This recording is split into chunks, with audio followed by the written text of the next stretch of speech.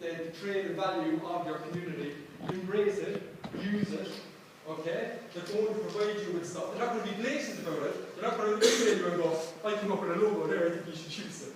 They're not going to do that, but they're going to post things on your page that, you know, that are going to, sometimes these people understand what's going on better than you do, because you're so immersed, sometimes you lose the helicopter view of what's going on, right?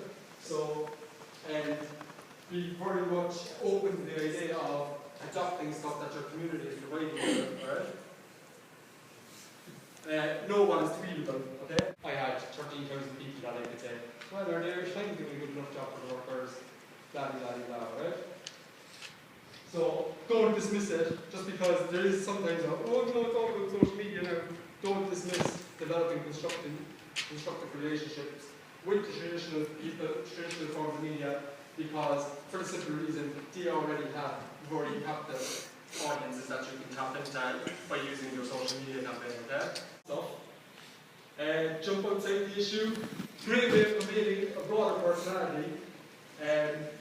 You need to stay topical, you need to get outside the issue, and you need to comment on things that are going on besides the campaign. Sport, music, memories of park and TV shows were great ways that we can tweet and give status updates about to communicate with people. Yeah, these are 32 workers, they're essentially still just human beings, alright? Do you remember the Champions League game between Inter Milan and Bayern Munich and Real Madrid, where Rafa lost the penalty, I don't know, and he blew it into orbit? Do you remember that? Anybody? Right? One of the worst penalties of all time, right? Lads were watching in the canteen. The minute that kid was dead, we tweeted that we did a status saying the ball from Robinson's penalty kick has just landed in the car park in the factory. 1,200 likes. Okay? Tweeted about, I don't know, I'm not going to put statistics on it, but tweeted a lot, alright? Retweeted a lot. TV shows, constantly talking about Coronation Street in these centres, alright? Very funny aspect, 3 of the lads on Sunday morning, religiously used to get together in the factory canteen and watch. Do you know that TV show Bonanza? From the 50s through the 70s? And I used to find it hilarious. I used to be standing back going, what are you doing? And I go, oh, Bonanza's on.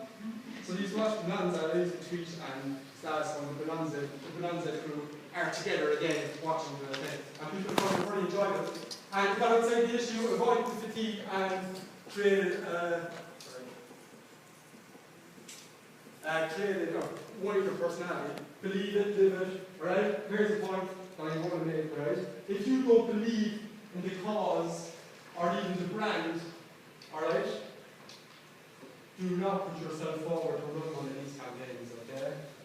I'm worried against the consultant view of this stuff. That I know how to run Twitter, I know how to do Facebook, look, I'm not a guru. Where are these new things that you scan? These things. I know how all that stuff works.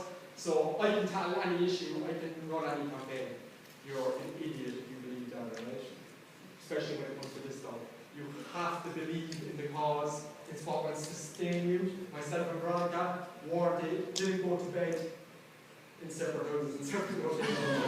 Didn't go to bed from Christmas week right through to the end of the day, each night until before 2 a.m. Right? I remember the day they got the deal where they won. I went up was walking up the stairs at 12:30. My father was coming down there and he goes, "This is the first time we've gone to bed before 2 o'clock since this thing started." Alright? And it was because I believed in what I was doing. Also, when it informed the language, the decisions you make, the choice to take help or reject help, okay? The content, if you believe it, it makes it easier to live the why, alright? You can't forget why you're running these campaigns, alright? If you forget why you're running it, you lose the campaign. Alright? I had 13,000 people that I could communicate from my couch at home at a click of a button. It would be very easy for me to go, sure, I'm going to do my own thing here. Alright? Never forgot why. And then why you will inform everything you do. Look, I'm after rushing through this. The last post, before I communicate this. You can't, I'm sorry now, this would have been a lot better if I had 2 hours, right? It'd be a lot more entertaining. I'd be up on the desk, I'd be showing you videos. I'd be showing you videos of Des Bishop cellular communications, all that kind of stuff, alright? It's still all out there. If you go to YouTube and Google and search out the stuff, we haven't taken anything down. It's all still up there. But before anybody leaves, right? Can't escape evaluation. First thing I asked myself at the end of it, it was so long and drawn out. Sometimes we got a bit of debate going about what was going on. Were we ready to do what we were doing? How I qualified it, alright? The last week of the campaign, alright, they were having a meeting in the factory canteen, and Henry O'Reilly went missing, alright? One of the workers with cancer. We needed him at the meeting, we didn't know where he was, alright? So I went looking for him. Couldn't find him anywhere. Eventually I spotted him at the least visible part of the factory grounds, right? So I was like, what is this guy doing?